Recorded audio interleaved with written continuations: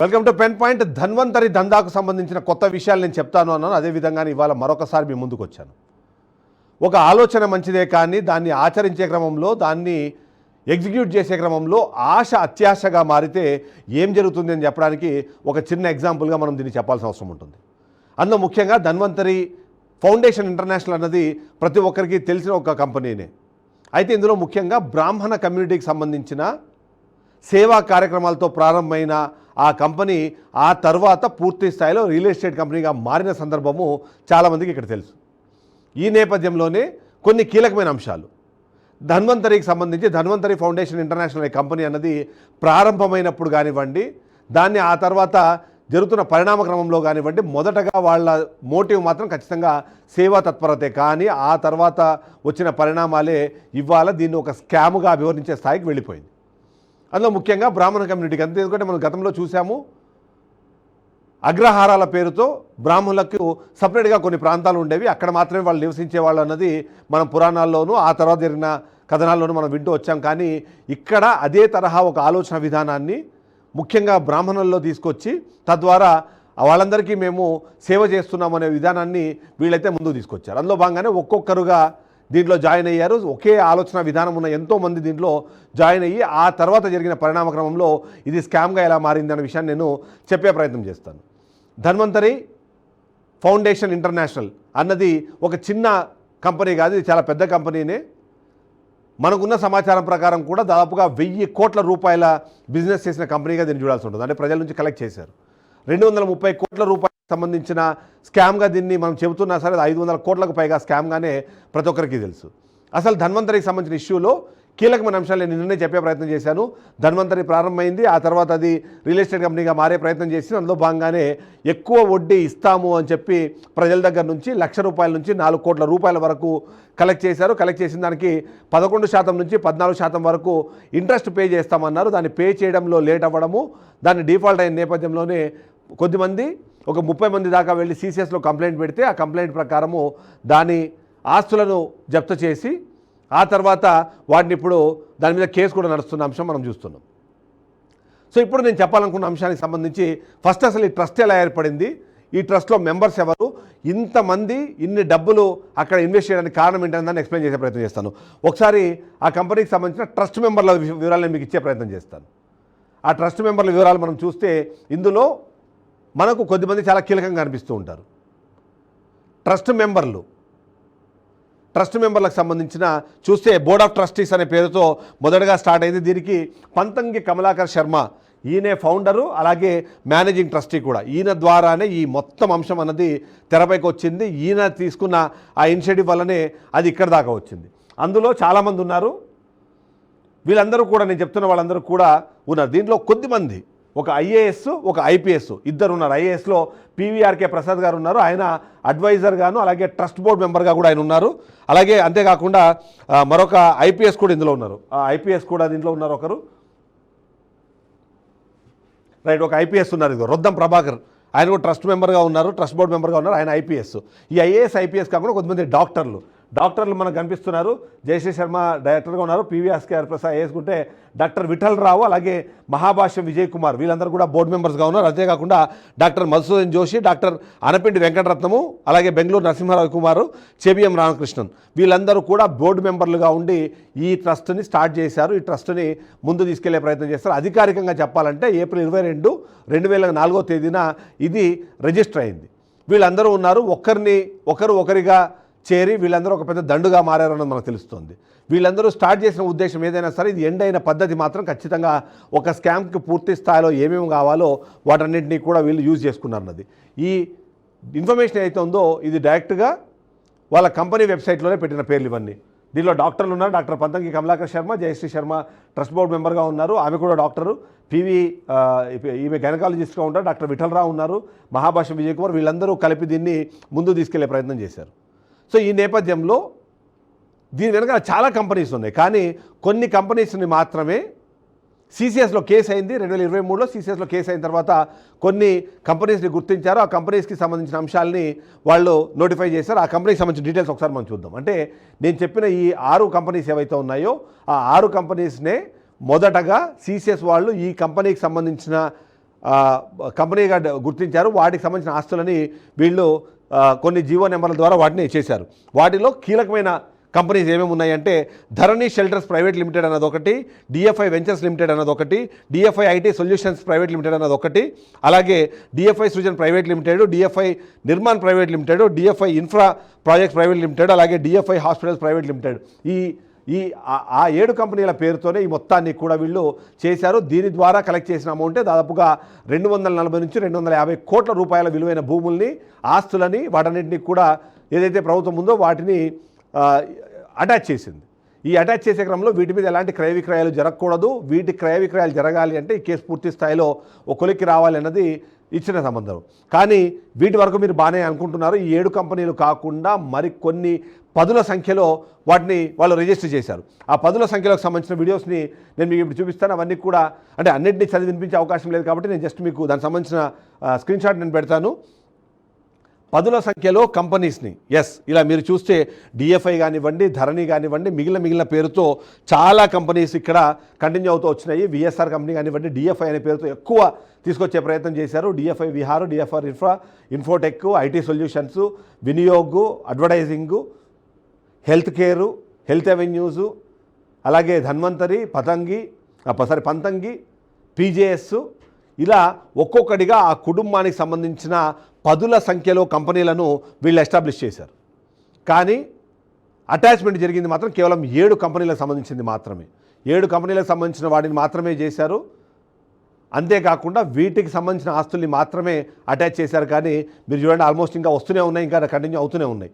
ఇన్ని కంపెనీస్ వీళ్ళు అధికారికంగా ఈ కంపెనీ అంటే పంతంగి కమలాకర్ శర్మ కానివ్వండి, లేకపోతే వాళ్ళ కుటుంబ సభ్యులు కానివ్వండి, వాళ్ళందరికీ సంబంధించిన కంపెనీసు ఇప్పటిదాకా మీరు చూస్తున్న కంపెనీస్ ఇవన్నిటినీ కూడా వీళ్ళు ఏదో విధంగా డైరెక్ట్లీ ఆర్ ఇండైరెక్ట్లీ వాళ్ళు వాటన్నిటిని తీసుకొని వచ్చారు. వాటికి సంబంధించిన వివరాలు కూడా మీరు చూస్తారు. వీళ్ళందరూ కూడా ఇదంతా పంతంగి కమలాకర్ శర్మకు సంబంధించిన పేరు, వాళ్ళ కుటుంబ సభ్యులు, వాళ్ళు సభ్యులుగా ఉన్న కంపెనీల డీటెయిల్స్ ఇవన్నీ. ఈ అన్ని కంపెనీల్లో కూడా వాళ్ళు ఏదో విధంగా డైరెక్ట్లీ ఆర్ ఇండైరెక్ట్లీ వాళ్ళందరూ కూడా ఆ గ్రూప్ ఆఫ్ కంపెనీస్లో పార్టిసిపేట్ చేశారు. ఆ సందర్భంలోనే వాళ్ళు ఆస్తులు కొన్నారు. ఆస్తులు కొని వాటన్నింటినీ కూడా ముందు తీసుకెళ్లే ప్రయత్నం చేశారు. So Dhanvantari group of companies పేరు మీద ఒకవేళ ఆస్తులు ఉంటే ఆ ఆస్తులన్నింటినీ జప్తు చేయాలి అన్న ఒక నిర్ణయమే జరిగితే మాత్రం మిగిలిన కంపెనీ అన్ని ఆస్తుల్ని కూడా జప్తు చేయాల్సింది. ఎందుకంటే ఇప్పటిదాకా ఉన్న సమాచారం ప్రకారం 12,000కు పైగా జనాలకు సంబంధించిన ఆస్తులు, వాళ్ళకి సంబంధించిన ఇన్వెస్ట్మెంట్లు దీంట్లో ఉన్నాయి. వాళ్ళకి సంబంధించి అట్లీస్ట్ 12% పర్ యానం ఇంట్రెస్ట్తో చెక్ చేసుకున్నా సరే దాని పరిధన చాలా పెరుగుతుంది. అలా జరిగినప్పుడు ఇప్పటిదాకా అటాచ్ అయిన ఆస్తుల విలువ 200 నుంచి 250 కోట్లు మాత్రమే ఉంటాయి. కానీ వీటిల బాధితుల సంఖ్య మాత్రం 500 కోట్లకు పైగా ఉంటుంది అన్నది ఇప్పటికే తెలుస్తుంది. వాళ్ళు అప్పుడు కొన్న భూములు, ఆ భూముల్లో కూడా చాలా వరకు వాళ్ళు ఎక్కడంటే అక్కడ కొనేశారు. ఏ కారణంతో కొన్నారన్నది ఎవరికీ తెలియదు. అయితే ఈ నేపథ్యంలోనే మనం ఒక రీసెర్చ్ చేశాం. ఆ రీసెర్చ్ ప్రకారము మనకు విరుద్ధమైన విషయం ఏంటంటే ఈ కంపెనీలే కాకుండా మనం మాట్లాడుతున్నట్టుగా ఈ 7 అఫీషియల్ కంపెనీలు కానివ్వండి, లేదా అఫీషియల్గా రిజిస్టర్ అయిన ఎన్నో పదుల సంఖ్యలో ఉన్న కంపెనీలు కాకుండా మరికొన్ని కంపెనీలు కూడా ఇందులో భాగస్వామిగా ఉన్నాయి. ఈ స్కామ్లో వాళ్ళందరూ కూడా పార్టిసిపేట్ చేశారు. ఎలా పార్టిసిపేట్ చేశారని దానికి కొన్ని ఎగ్జాంపుల్స్ చెప్తాను నేను మీకు. ఇక్కడ ఎవరైతే యాక్టివ్ మెంబర్స్గా ఉన్నారో, అఫీషియల్గా ఉన్న బోర్డ్ ఆఫ్ డైరెక్టర్స్ కాకుండా అన్అఫీషియల్గా డైరెక్టర్ల పేరుతో కానివ్వండి, ఇతరత్ర పేర్లతో ఎవరైతే ఉన్నారో వాళ్ళందరికీ సంబంధించిన సమాచారాన్ని మనము తీసుకొచ్చే ప్రయత్నం చేశాం. అందులో ఒక కీలకమైన కంపెనీ ఏంటి అంటే ఏదైతే ధన్వంతరి అగ్రహారం అనే పేరుతో ఒక వెంచర్ని వేశారు. ఆ వెంచర్ పేరు మీద పదుల సంఖ్యలో ఎకరాలను అంటే 100 ఎకరాలను వాళ్ళు అక్కడ సమీకరించారు. ఆ సమీకరించి వాటిని డిఎఫ్ఐ అంటే ధన్వంతరి ఫౌండేషన్ ఇంటర్నేషనల్కి సంబంధం లేకుండా ఇండిపెండెంట్గా ఒక ప్రైవేట్ పార్ట్నర్షిప్ ఫర్మ్గా దాన్ని ఎస్టాబ్లిష్ చేశారు. ఎస్టాబ్లిష్ చేసి దాని ద్వారా వాళ్ళు మొత్తం ట్రాన్సాక్షన్స్ చేశారు. ఆ ట్రాన్సాక్షన్స్ చేసినప్పుడు మనము సేకరించిన సమాచారం ప్రకారం చాలామంది పేర్లు దాంట్లో ఉన్నాయి.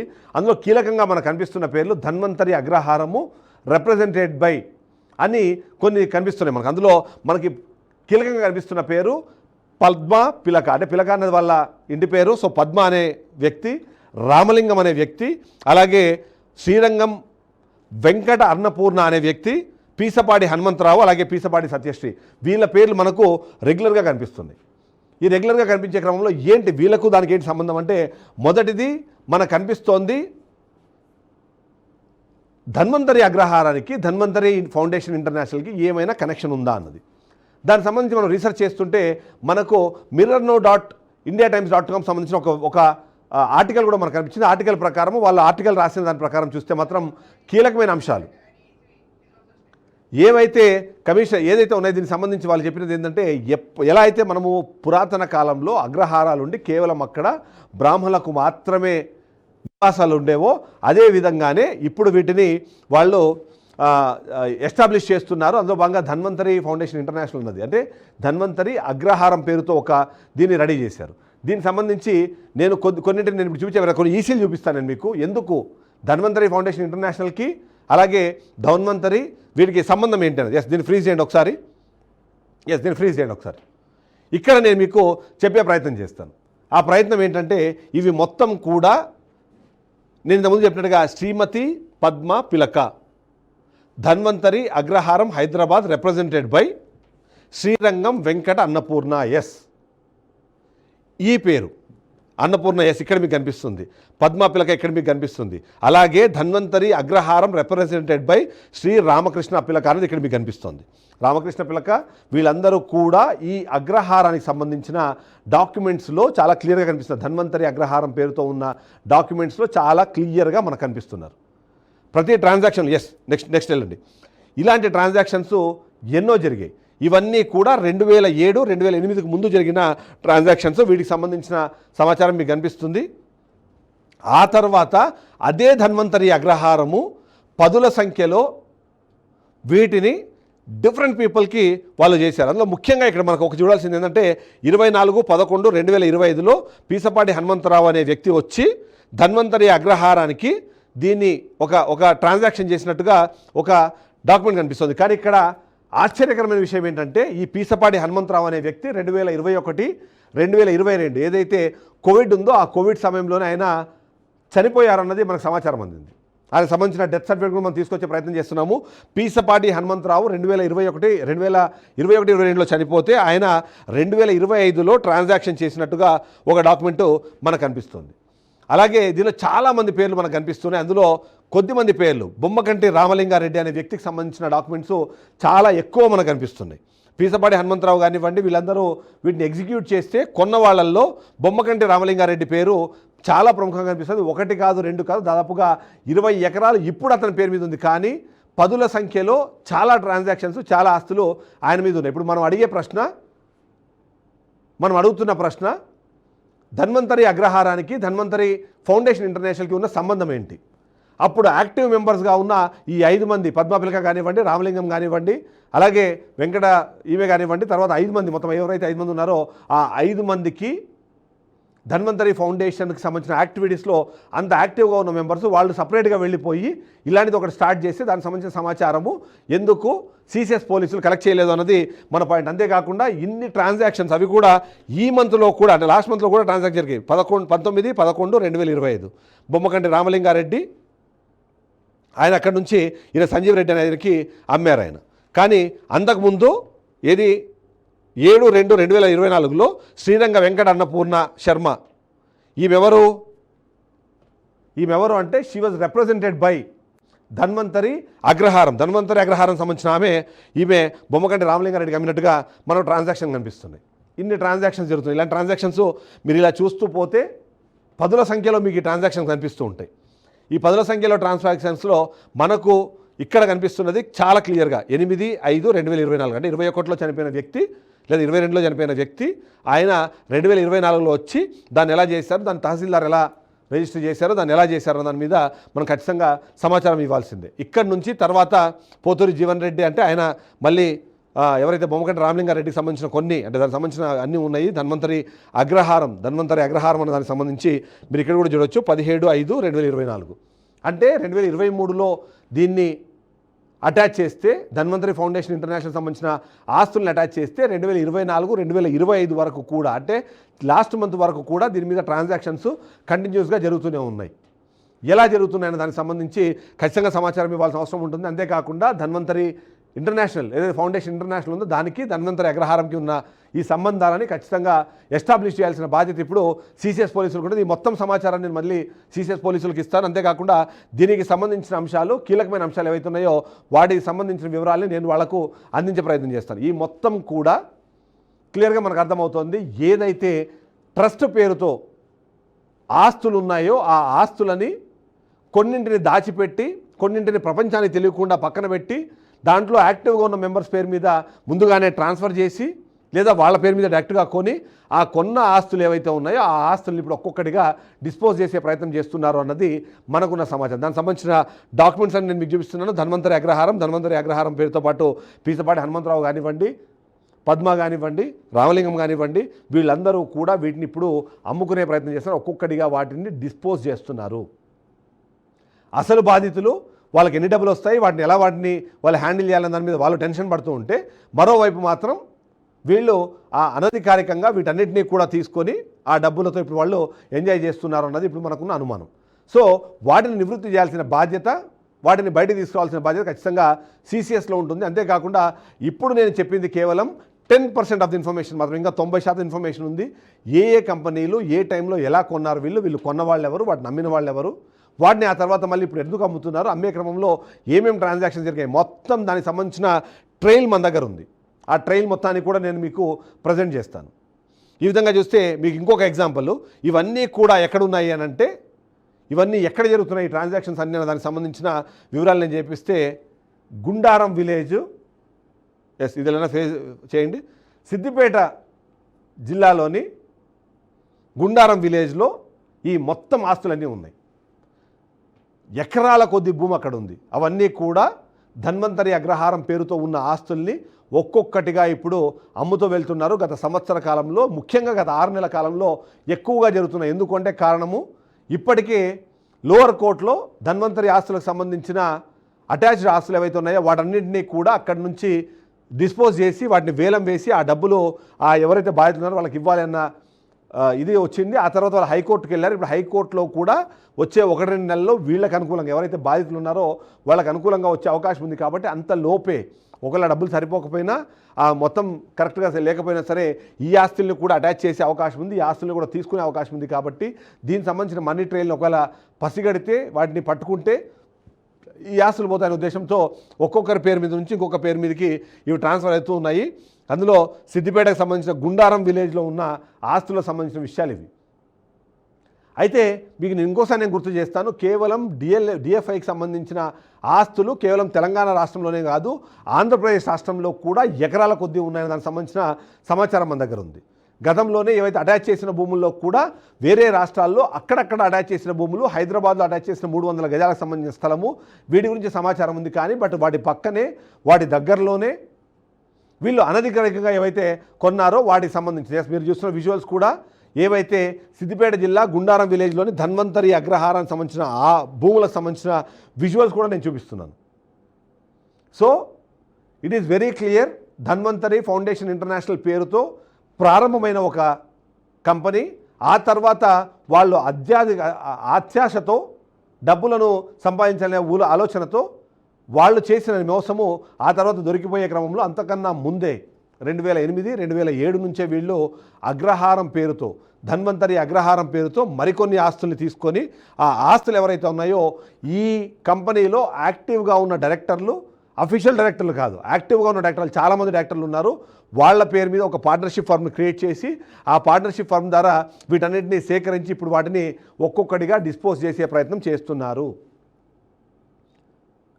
సో ఇలా వీళ్ళు చేస్తున్న దందా ఏదైతే ఉందో ఆ దందా ఇప్పుడు సామాన్య ప్రజలు, అందులో ముఖ్యంగా ఎవరైతే వీళ్ళు ఉన్నారో. అయితే ఈ నేపథ్యంలో మరొక అంశం కూడా నాకు దృష్టిలోకి వచ్చింది. అందులో భాగంగానే ఎవరైతే ఈ ఆస్తుల్ని కొంటున్నారో, ఈ ఆస్తుల్ని కొంటున్న వాళ్ళు, ఈ ఆస్తుల ట్రాన్సాక్షన్లో పార్టిసిపేట్ చేస్తున్న వాళ్ళు ఎవరైతే ఉన్నారో వాళ్ళు ఇదే కారణంగా చూపించి వీటిలో దీన్ని యూజ్ చేసుకొని నెక్స్ట్ లెవెల్ ఆఫ్ ఫ్రాడ్కి పాల్పడుతున్నారు. సీలింగ్ ల్యాండ్, దీనికి ఆనుకొని ఉన్న సీలింగ్ ల్యాండ్లను కూడా ఆక్రమించి వాటిని కూడా వీళ్ళు ఇప్పుడు అమ్మే ప్రయత్నం చేస్తున్నారు. దానికి సంబంధించిన సమాచారం మన దగ్గర ఉంది. సో ధన్వంతరి ఫౌండేషన్ ఇంటర్నేషనల్ అనే కంపెనీ ప్రారంభమైంది ఒక సేవతో, ఒక సేవా దృక్పథంతో, ఒక కమ్యూనిటీని బాగు చేద్దామనే ఉద్దేశంతో చేసినప్పుడు దాన్ని ఇన్వెస్ట్ చేసిన వాళ్ళతో నేను మాట్లాడినప్పుడు వాళ్ళు చెప్పిన మాట కూడా ఏంటంటే మా కమ్యూనిటీలోనే కొద్దిమందికి ఉపాధి లభిస్తుంది, మా కమ్యూనిటీలోనే కొద్దిమందికి లాభం వస్తుంది అనే ఉద్దేశంతోనే మేము ఇది చేసుకుంటూ వచ్చాం. కానీ ఇవాళ పరిస్థితి మమ్మల్ని అంటే ఎక్కువ శాతము రిటైర్డ్ ఉద్యోగులు ఉన్నారు, 60 ఏళ్లకు పైబడిన వాళ్ళు ఎక్కువ మంది ఉండడంతో వాళ్ళు ఓవైపు చావు కోసం ఎదురు చూస్తూనే మరోవైపు వీళ్ళు ఏమైనా న్యాయం చేస్తారేమో చెప్పి ఎదురు చూసే పరిస్థితికి ఇది వచ్చింది అంటే మాత్రం దీనన్నిటికీ కారణము ధన్వంతరి ఫౌండేషన్ ఇంటర్నేషనల్, దాని సబ్సిడరీ కంపెనీస్ దాని నుంచి బయటికి తీసుకొచ్చి ఇప్పుడు ఈ అటాచ్మెంట్కి సంబంధం లేకుండా పక్కన పెట్టి వాటిని అమ్ముతున్న పద్ధతి, వాటిని నడుపుతున్న విధానం ఇవన్నీ కూడా మనకు చాలా క్లియర్గా అర్థమవుతున్నాయి. ఒక్కొక్కటిగా నేను వీటిని బయట పెడుతూనే ఉంటాను. అంతేకాకుండా ఎవరెవ్వరు ఈ ఆస్తులు కొన్నారు, ఎంత మేర ఈ ఆస్తుల ద్వారా వాళ్ళు లబ్ధి పొందారు, తద్వారా వాళ్ళు నెక్స్ట్ ఏం చేస్తున్నారు, వీటన్నిటినీ కూడా నేను బయట పెట్టబోతున్నాను.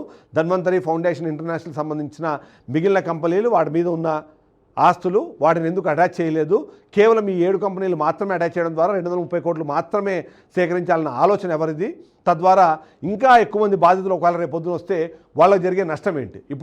ఎప్పుడైతే ఇది మనం వార్తలు వేయడం స్టార్ట్ చేసి ఇప్పటికే మనం వాళ్ళ బాధితులకు సంబంధించిన సంఘానికి సంబంధించిన వాళ్ళు కొంతమంది మనతో అప్రోచ్ అయ్యారు, వాళ్ళ మనతో మాట్లాడారు. అంతేకాకుండా ఏదైతే ఆ ఎఫ్ఐఆర్లో ఇంప్లీడ్ అవ్వకుండా కొంతమంది ఇండిపెండెంట్గా వెళ్ళి ఇప్పటికే కన్జ్యూమర్ కోర్టులో కేసులు వేసి కన్జ్యూమర్ కోర్టు ద్వారా ఇప్పటికే ఆర్డర్లు తెచ్చుకునే వాళ్ళు కొంతమంది ఉన్నారు. దాని వాల్యూనే ఇప్పుడు 3.5 కోట్లకు పైగా ఉంటుంది అన్నది ఒక సమాచారం. ఆ 3.5 కోట్లు ప్లస్ 12% ఇంట్రెస్ట్ రేట్తో వాళ్ళకి రిటర్న్ పే చేయాలి. దానికి ఆల్రెడీ టైం కూడా ఇచ్చింది కన్జ్యూమర్ కోర్టు.